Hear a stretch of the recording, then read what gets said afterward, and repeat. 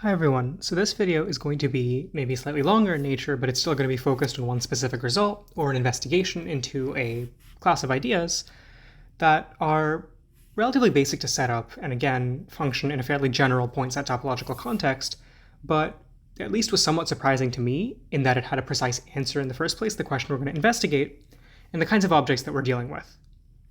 So it has to do with proper local homeomorphisms and covering maps. So before we go any further in terms of stating the question and eventually the theorem that answers it, let's recall some definitions around what it means for a continuous function to be proper, a local homeomorphism, and what a covering map is, or what a morphism between covering spaces is.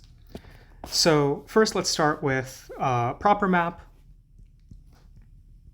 And I'll say map for continuous function because that's all we are going to deal with here. So a map f from x to y, where x and y are both tacitly topological spaces, is proper if it pulls back compact sets to compact sets. So in this sense, it's kind of like continuity, except in that case, that's with open sets. In this case, this turns out to be a rather useful technical hypothesis in a lot of places. In, let's say, homotopy theory, it shows up. In certain kinds of analysis, it shows up, so on and so forth. So proper if for every compact subset,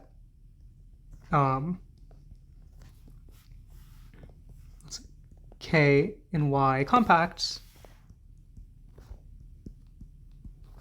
under whatever topology is placed on y, f inverse of k is compact in x. Right, so this is maybe the most straightforward definition, just pulls back compact sets to compact sets in the domain. Okay, now what does it mean to have a local homeomorphism? Recall that a homeomorphism is the kind of equivalence between topological spaces, or in the category of topological spaces with continuous functions, where we deal with topological spaces being considered equivalent or the same space in some sense if there exists a homeomorphism between them. So a homeomorphism is just a continuous map that is bijective and whose inverse is itself continuous. So there exist maps going both ways in some sense that are both continuous and that are inverses in the right ways. But a local homeomorphism is more, it's weaker than this, and as the name suggests, and it doesn't capture necessarily global homeomorphy, but rather it shows that patches of a topological space X are going to look like small patches of a topological space Y. But maybe not overall X and Y are related in such a strict way as a global homomorphism is. Okay, so we say that a map f from x to y, again these are topological spaces, is a local homomorphism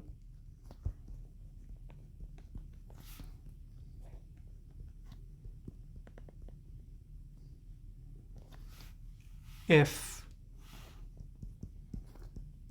for every point in x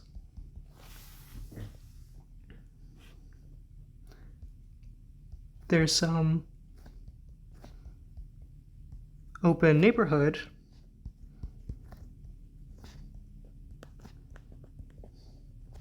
u of x, hence this local property, such that f of u is open in y,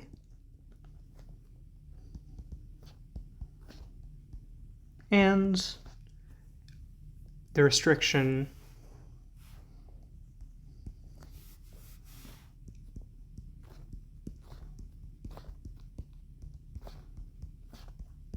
of f to u, so that we go down to its domain u in x, to its image, right, is a homeomorphism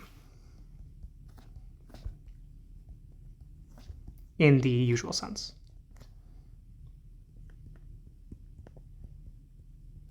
Right, that is, it is going to be a homeomorphism onto its image when we look locally about each point.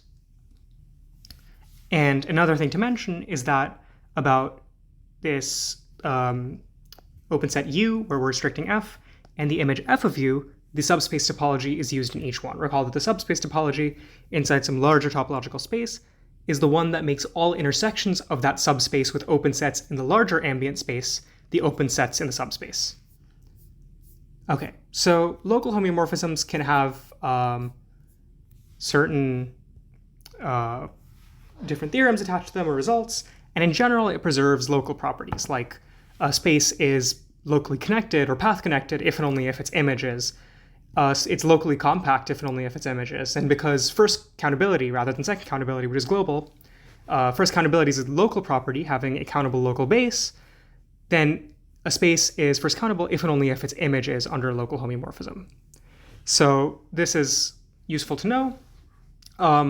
It doesn't deal as nicely with separation axioms, I think, so that if you have a Hausdorff space, for example, you don't necessarily have guaranteed to you that its image under local homeomorphism is Hausdorff as well. So this is a small pathology that we might have to contend with sometimes, but we don't really deal with such bad situations in this case. So it turns out that we have the following fact, and this isn't too difficult to check. This is, again, a fairly standard point set argument, that a map f from x to y,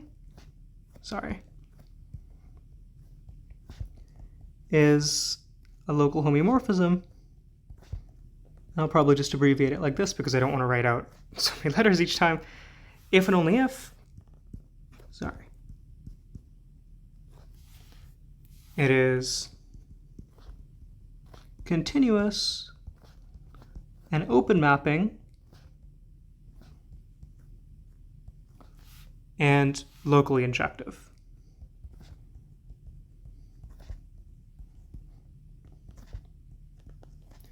Okay, so in this sense, it's a locally injective just being an embedding.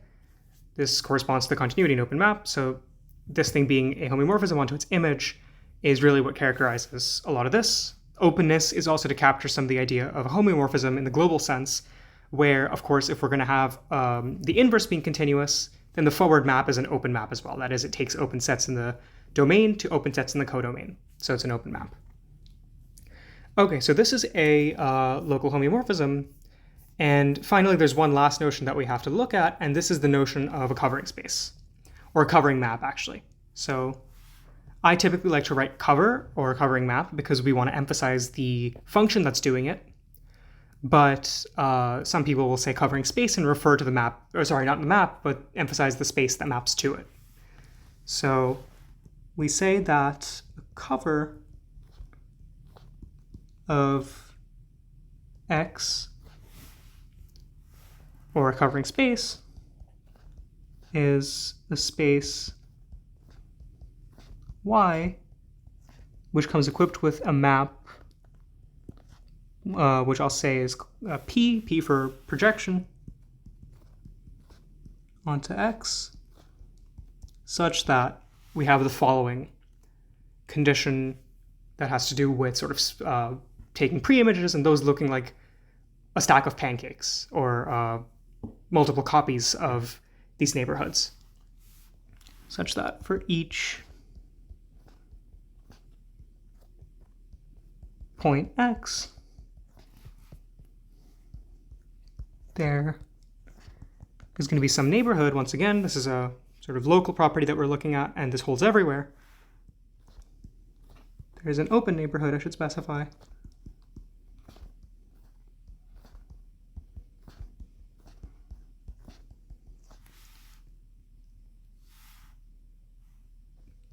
such that I'll say maybe u sub x. So P inverse of ux is a disjoint union, which I'll call Vx, where each of these V sub x's are going to be in the domain. It's going to be in the cover Y, and this ranges over some discrete set. So some disjoint union V sub x of opens in Y. such that P maps each element in here, each v sub x, homeomorphically to the original set which lays down below, that is around the set in the codomain, right? So x is going to be the thing that lies below, and then as you lift, then you have a bunch of open sets which all look like these initial neighborhoods that you took around x. You have some stack of them which you can think of as projecting downwards onto that neighborhood. So typically we call the inverse image of x under this projection map the fiber, and this is the more general terminology of this, just an inverse image of a point. The map P is called either the covering map or projection. X is called the base space, and sometimes Y is called the the entire space if we're dealing with, let's say, like bundles, or the covering space. So there's a lot of examples of this, right? For example, there's trivial covers, the cover map just being the identity, and every space covers itself. This is boring, but there's more interesting ones. And the first standard one that you see, let's say, in algebraic topology, is that the real number line, as a simply connected space, is going to form a covering map with infinitely many sheets over the circle S1. So this winds around infinitely many times, and you can think of it coiling around offset by multiples of 2 pi. You can think of maps from S1 to S1, just a circle, where you have something like, you send a complex number z to z to the n. This is a degree n map, so it wraps around n times, and so on and so forth. You have covers at the level of Lie groups, like the famous SU2 double covers SO3, but I digress for now. So these are examples of covering maps. And going back to the question, right, we want to ask ourselves, when is it true that we have a local homeomorphism that has some other property that makes it a covering map? So let me write this as the form of a question.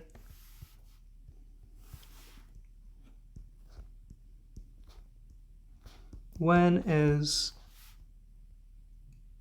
a local homeomorphism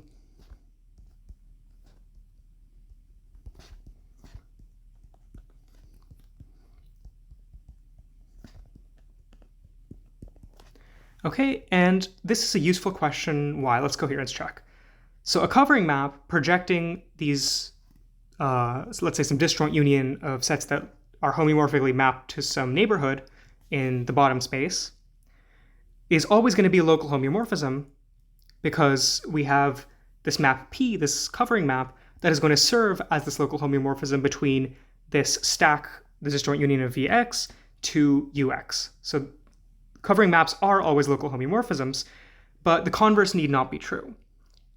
And in a second, after I talk about basically the answer to this, which has to do with the other notion we defined, let's give some examples of covering maps that are not local homeomorphisms. So this is showing some cases which are going to defy the properties that we want because they somehow evade the next condition which we're going to apply.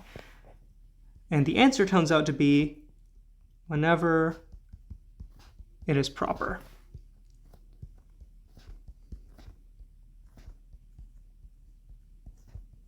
I'll put an exclamation point because this was surprising, one, in the nature of the result, and two, in the relative weakness of this kind of additional condition that has to be imposed. One would think that it takes a lot more for a local homeomorphism to be a covering map between spaces, but it turns out immediately when you require properness, which has to do with compact sets, it does become a covering map. And so the purpose of this video now is going to be to show that a proper local homeomorphism is actually a covering map. So this is quite an interesting and I think non-trivial result. So let's look at some examples of local homeomorphism that are not covering maps.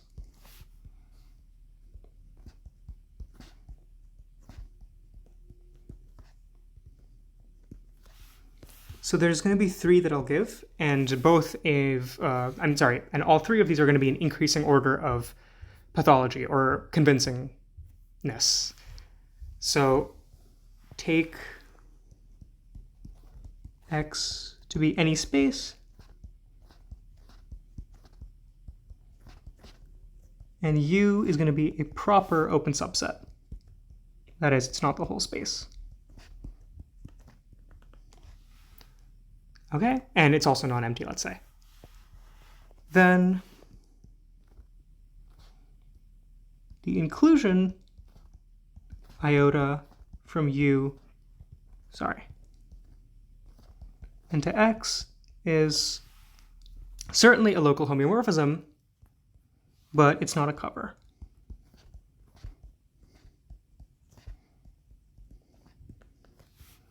Right, and the easiest way probably to see this is that in the definition of a covering map, and some people include this even though it's superfluous, that a cover has to be surjective. And this makes sense at the geometric level where we visualize some copies of these neighborhoods that get projected down. But one can show that just from this alone, that every covering map has to be surjective. And because of the fact that the inclusion here goes from something that is not the whole space to the whole space, it is actually not surjective, right? Its image does not contain every point because it's going to miss all the points in X minus U. It's not surjective.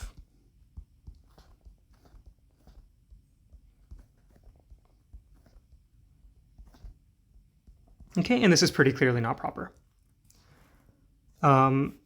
If you say, well, this uses a really, weak fact about covering maps, the fact that they're surjective, to show that this is not a cover, let's upgrade to a stronger example. Maybe I'll just do it here. Let UI be an open cover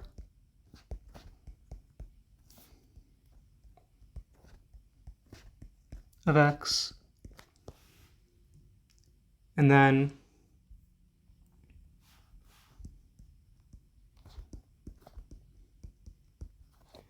take the map, let's say F, from the disjoint union of the UI. This is a more creative map to X,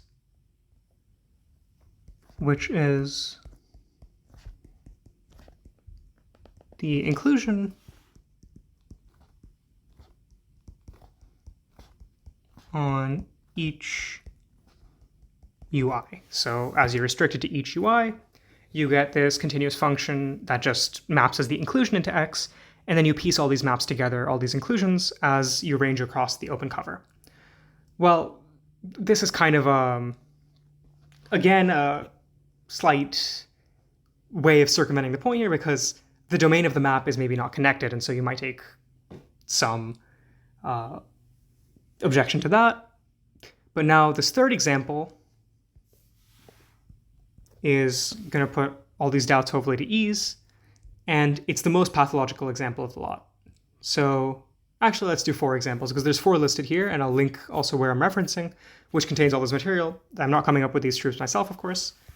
So take part of the cover that covers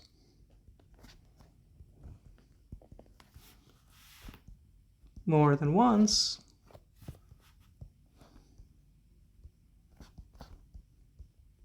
but not twice.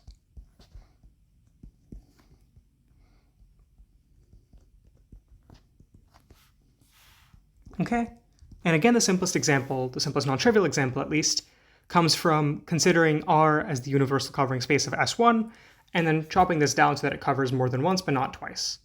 So obviously to get it more than once, we need to have it more than pi. To have it less than twice, we need to have the interval 0, something less than 2 pi, mapped to S1. So because, for simplicity's sake, what this has, and what I would also come up with, is taking 0, 7, because 7 is the greatest integer that's less than 2 pi, and this maps to S1. So this is going to wrap around pi times it a little bit more. And this, of course, is the standard map that sends whatever real number t to e to the it.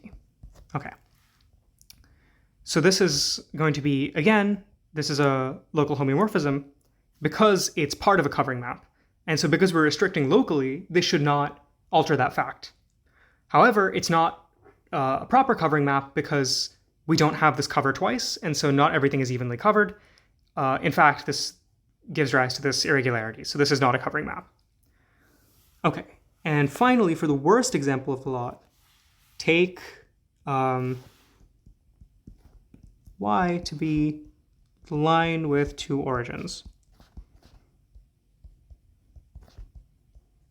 Okay, and the way that this is done is you take two disjoint copies of R, take this disjoint union, and you mod out by an equivalence relation, which identifies all points of each copy of the reals with each other, except at 0, in which case you preserve the origin. So these zeros are not identified with each other, but they are there in this quotient space. And it has, well, you take all the open sets as usual, except you take a local base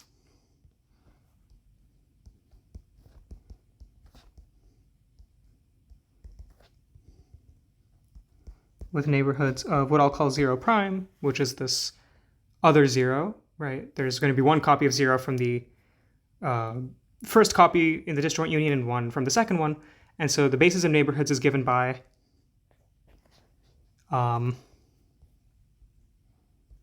of the form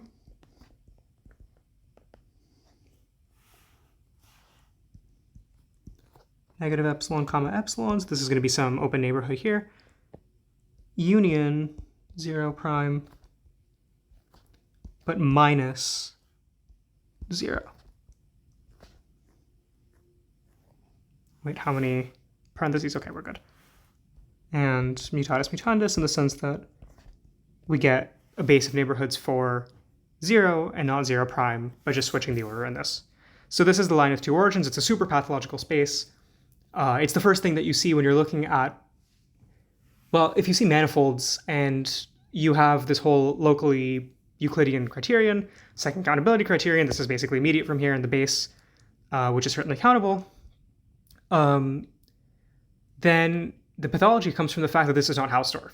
And so to exclude weird examples like this, you get the Hausdorff assumption on manifolds in whatever caliber that you're dealing with, continuous or topological manifolds or class C to the K, smooth manifolds. This is none of them because it doesn't satisfy the simple topological criterion that we would like spaces that are locally geometrically similar to R to the N to satisfy. So this line with two origins defies this. Okay, so we have this. This is going to be Y, which is going to be our sort of pseudo cover. We're going to take X to be R, and we're going to consider a map from Y to R. So we're going to take F from Y to X, the map that actually just identifies or collapses these two copies at the origin. That identifies 0 to 0 prime. Okay, so this requires some more untangling, and I won't go through this whole thing here, but you can convince yourself that this is in fact a local homeomorphism because it's not doing anything super crazy, right? You can check that about all the points, this is really not doing anything except at 0 and 0 prime. So about 0 and 0 prime, if you take a neighborhood, then you can always find a neighborhood around each of these that maps to the quotient or this new space X, right? Because you're identifying 0 and 0 prime, you're getting to the reals by collapsing this. This is a local homeomorphism once you check on the neighborhoods, and it's not a covering map for sure because it's too bizarre for that intuitively. Okay, so having gone through this gamut of increasingly terrible examples, let's now state the claim, and this is going to be inspired in some sense from the result from the claim up here, which actually requires a small asterisk dealing with what went wrong in these examples. So number 4 would have been better, or maybe I think entirely remedied, I'm not totally sure, but I have to work this out, if we didn't have this bizarre non-separation of 0 and 0 prime, right? There's no neighborhood of one which doesn't include the other. So this shows that the line of two origins is not Hausdorff, and that contributes to a lot of its pathologies. So we're going to take both X and Y locally compact Hausdorff. So these tend to be much nicer than most generic topological spaces. They form a better category, in fact, and they're a full subcategory, I think, because all continuous maps correspond. And anyway, without further ado, let X be, I'll say X and Y, and then say that something is redundant later. Be locally compact Hausdorff, so LCH. If f from y to x is a proper local homeomorphism,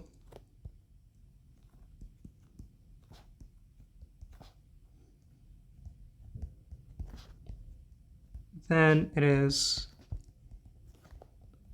a finite, in fact, so it's even stronger. It's not going to take the form of something like R to S1 because of the local compact assumption, turns out. Finite cover of X, or finite covering map.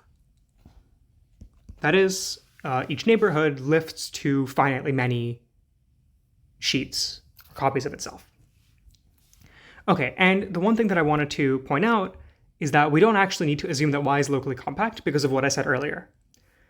Because we have a local homeomorphism that tends to preserve properties that happen about a point or that are local in nature, right? In this case, locally compact being that you can always find a neighborhood of each point in X such that that neighborhood is compact, then a local homeomorphism should intuitively and also rigorously preserve this fact. So it turns out that if we're mapping to a locally compact Hausdorff space, then Y has to be locally compact itself if there is a local homeomorphism between them. It's mentioned in here, and I also don't know for sure. I tried to dig around the literature a little bit. There is a paper, by the way, which contains this result. It's in the Proceedings of the AMS. I'll link it again with the main site that I'm going off of. The assumptions on X are definitely necessary, but it's not known, at least to me, whether these can be relaxed at all. So I don't know if you can take something weaker on X and actually still have this result hold. I intuitively don't think so, but it feels like a strange thing to conclude anyway. So if I find something, I'll update this video maybe. But until then, we're going to prove this fact that we have LCH on both spaces. And if we have a proper local homeomorphism, then it turns out to be a finite cover. Okay, so the proof proceeds in a couple of steps.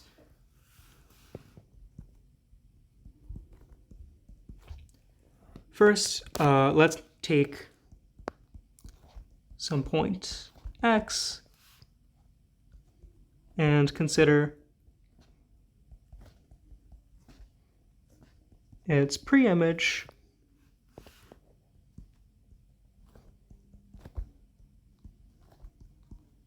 F inverse, wait, I said F, right? Okay, F inverse of X.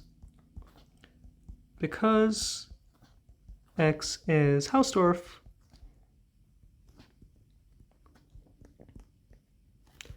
and, well, I should say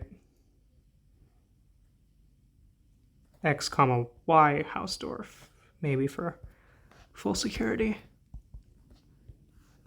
And the fact that P or F, oh my goodness, is proper,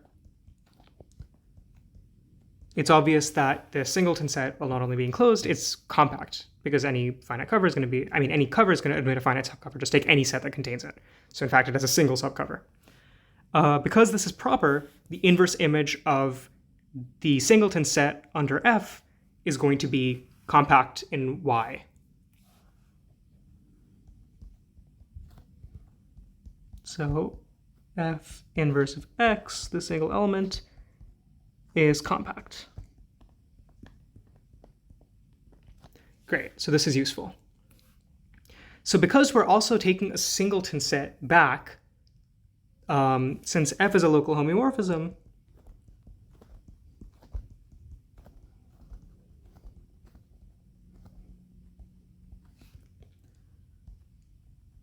then we have the very simple fact that F inverse of little x, sorry, not equals, is discrete.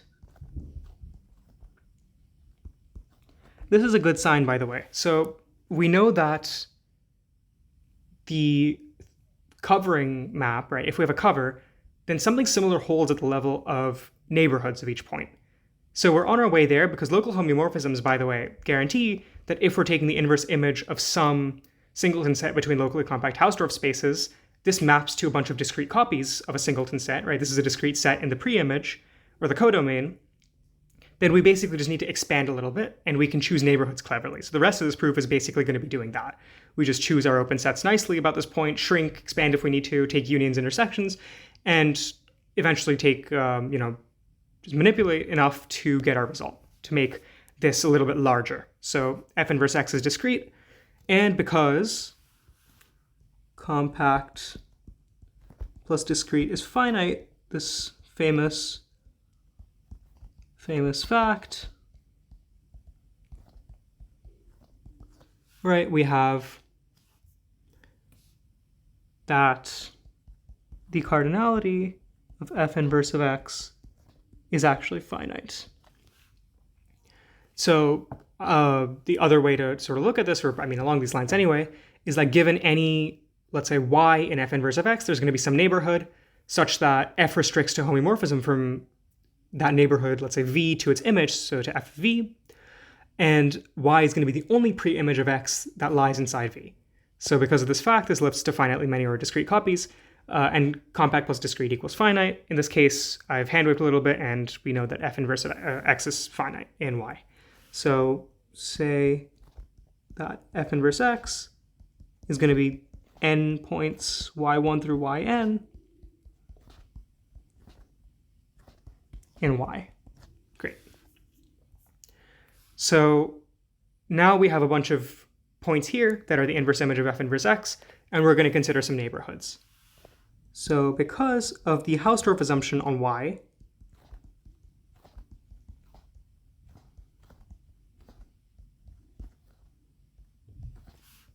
we can always find pairwise disjoint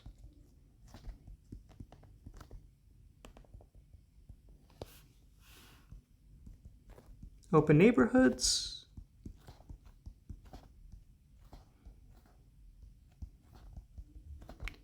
v sub I about each respective y sub I. So there's going to be n of these neighborhoods, so v1 through vn. And by shrinking them or taking intersections if necessary, we can assume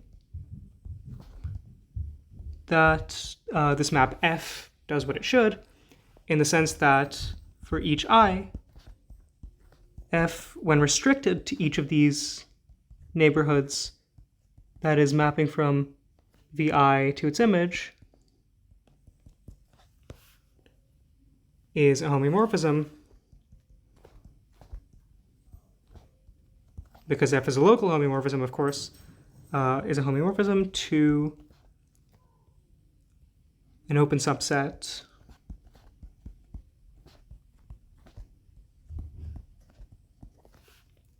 namely these f of vi, in the zoomed case, containing x. Okay. So now we have these neighborhoods, but they might be somewhat patchy or irregular in nature. So we might not have this guaranteed local homeomorphism or even covering that takes place in this disjoint union, but we want to modify these sets so that we do get an evenly covered neighborhood.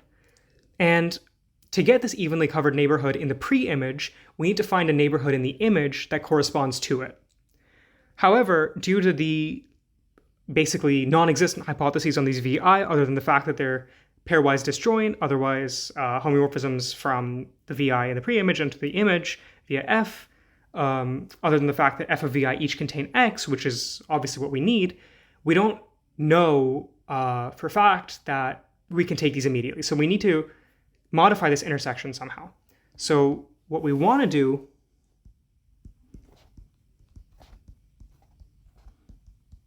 take this intersection, sorry, that was horrible. Want to take this as the singular open set such that this gets mapped back to some disjoint copies of it under this, what we want to be a cover, to get an evenly covered neighborhood in y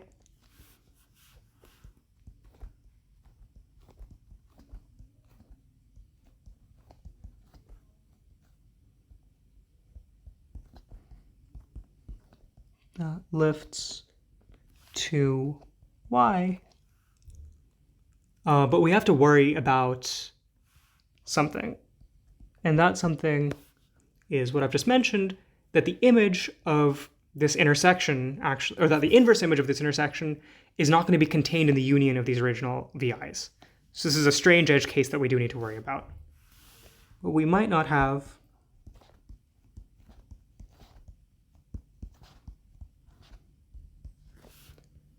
f of intersection of these f of vi contained in their union in the domain. So instead, how do we remedy this?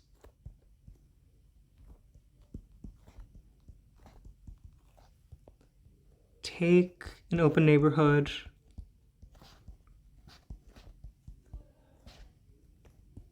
W that contains little x in X such that W is compact. The closure, sorry, but this is because X is LCH, so we can do this. And its closure, right, is also contained in the f of vi intersection. I misplaced this because I should probably have said this afterward, but the reason why we can take it both compact and the fact that we can take it inside the intersection of these vi is because X is LCH, and so this really applies to both hypotheses. So this W does exist, whose closure is compact and contained at this intersection of the images, and we're going to let U equal, and this is going to be slightly more thorny, but we're going to take W minus f of the way that it maps the closure of W minus the union of the VI. Okay? Then we claim then U is the neighborhood of X that we wanted, that I claimed this.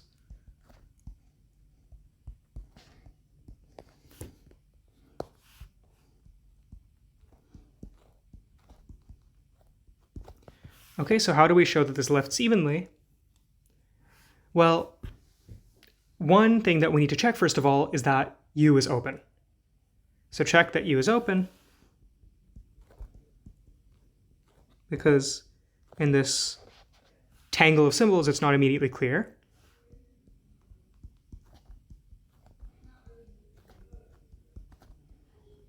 Okay, well, we notice that's the complement of W, and because W is open, we want, let's say, this right-hand side that's being taken away from W, it suffices to show that this is a closed set. And so under the subspace topology, this is good. So we can in fact show something stronger, which is that this right-hand side that is being taken away from W is compact. And the reason for this is that we're going to show everything inside whatever F maps to, that F inverse of W bar minus the inverse, minus the union of these VI is actually compact itself. And so because we have properness, then this is going to suffice. So what are we going to do here?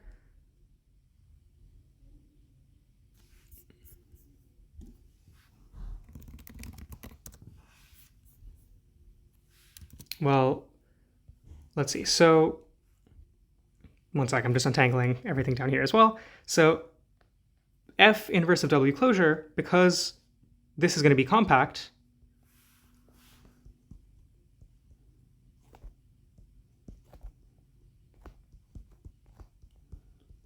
so is F inverse of W closure. And as a result,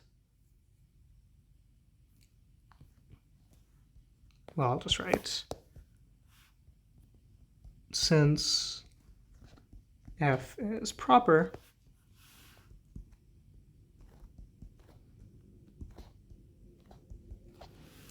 and it follows that we're taking the complement of some open sets inside a compact set and then mapping from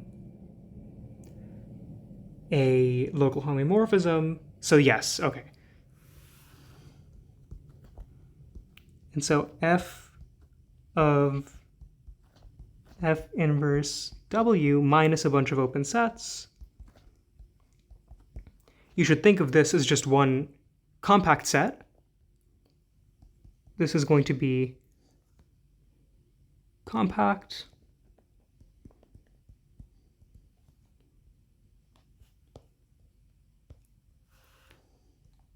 Hence, it'll be closed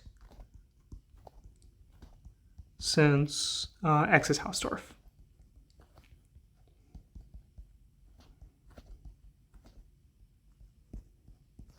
Okay. Now, we've shown that this is closed, and so we have shown that U is open because we're taking the complement of a closed set in this W, which is open. So this is good under the subspace topology. Sorry, this took me a second. Also,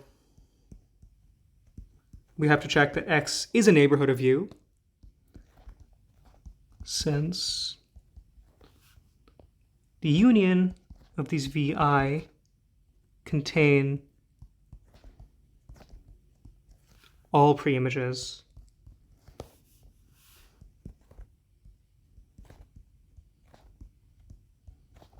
Y1 through Yn of X. And so this is more straightforward, right? This just gets these Yi's each lie in these VI's, so taking their union, this contains all of these. Okay. Finally,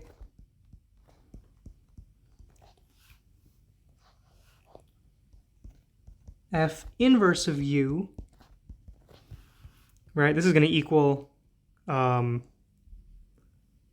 F inverse of, let me just write everything down here. Actually, let me copy it from here.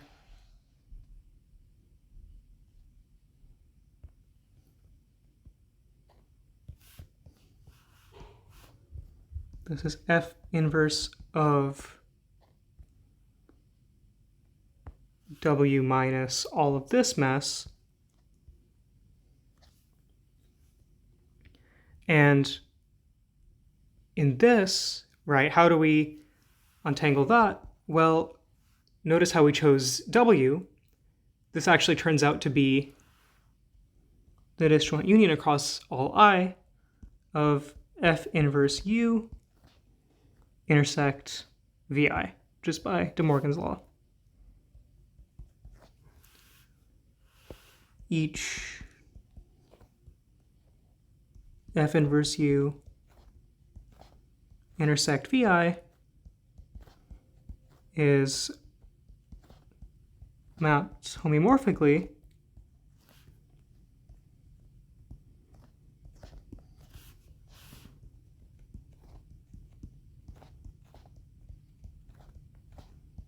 onto U via F. That is, we have shown that under the hypotheses that we imposed on F, F is a covering map. Because we can always choose this neighborhood U after this somewhat long and arduous process, such that it gets mapped under F to a disjoint union of sets, each of which gets mapped homeomorphically by the original map onto the neighborhood in the codomain, or in the space that gets covered. This completes our proof, and let me know if there's any details in the comments maybe, such as this complicated construction of W, or all these images and inverse images getting thrown around that I should clarify on. because I know this is a somewhat difficult proof to sort of talk through even on one take, and it's also useful to sit down and maybe rewind this or go through the links that I'll attach. That will help to clarify this proof or gain intuition on certain parts of it or why things are defined the way they are. Okay, so that concludes this video. Thank you for watching, and hopefully I'll see you in the next one.